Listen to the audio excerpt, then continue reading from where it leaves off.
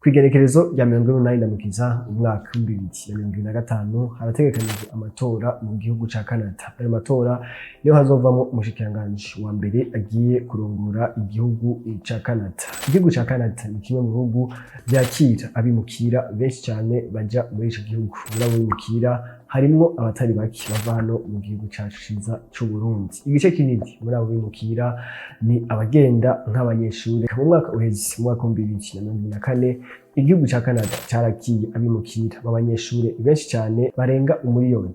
Ni ryari rya mbere igihugu ca Canada cakiye abimukira nk'abo. Ingaruka mbi zabaye nyinshi cane cane ku bijanye n'uburaro bwakenye cane mu gihugu ca Canada. Hafatwa n'ingingo yo guhagarika ivyo bitigiri vyinshi vy'abanyeshure binjira. Ingingo zabaye nuko umunyeshuri wese ariko arinjira mu gihugu ca Canada agiye kwiga, benshi baca babiheba bakaja gukora akandi kazi. Ariko kuva muri uwo mwaka uheze vyarahagaritswe, aho umunyeshuri wese agiye kwiga ategerezwa kwiga kandi mu gihe ahejeje ishure agaheza akarungikwa mu gihugu yaje avamwo.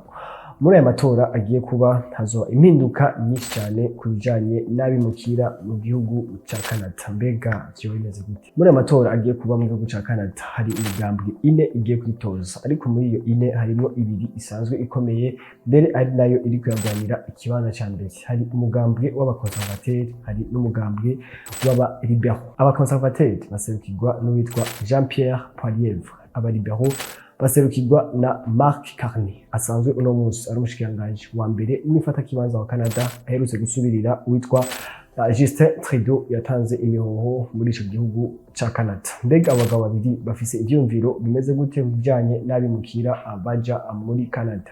Ikibazo c'abimukira ni kimwe mu bibazo bihanze abanyakanada batari bake. Jean-Pierre Poilievre asanzwe arongoye umugambwe w'abakonservateri. Ikibazo c'abimukira yipfuza kugabanya abimukira ku rugero runini cyane baja mu gihugu ca Canada. Kubwiwe abantu ba mbere yipfuza ko baja mu gihugu ca Canada n'abimukira bamaze gukura, bivuga ngo bamaze kugira experience, bazoshika mu gihugu ca Canada bagashika bakora, bagashika baterera mu iterambere ry'igihugu ca Canada.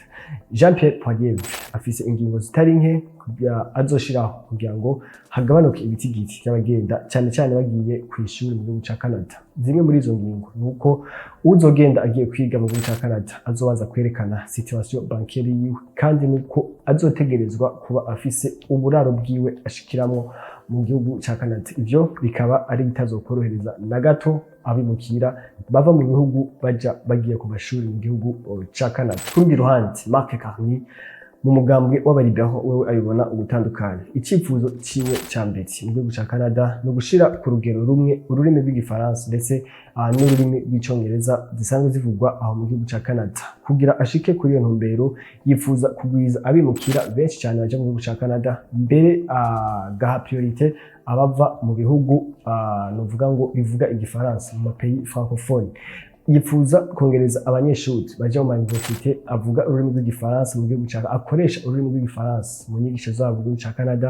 Aho ni nk'imwe mu université ari mu gihugu ca mu gisagara ca Toronto, Université de l'Ontario en France.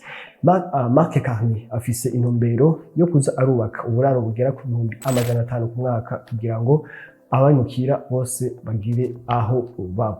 Ayo matora rero niyo Mark Carney yatsinda, ikibazo c'abimukira kizoba kigiye koroha mu gihugu ca Canada. Niyo Jean-Pierre Poilievre yatsinda amatora mu gihugu ca Canada, urumva ko ikibazo c'abimukira kizoba kigiye kugorana cyane aho mu gihugu ca Canada. Mbega nawe hari imigambi wari ufise yo kwimukira mu gihugu ca Canada? Ugiye nk'umunyeshuri ubona ko abarundi ba hano iwacu benshi tugenda nk'abagiye kw'ishuri.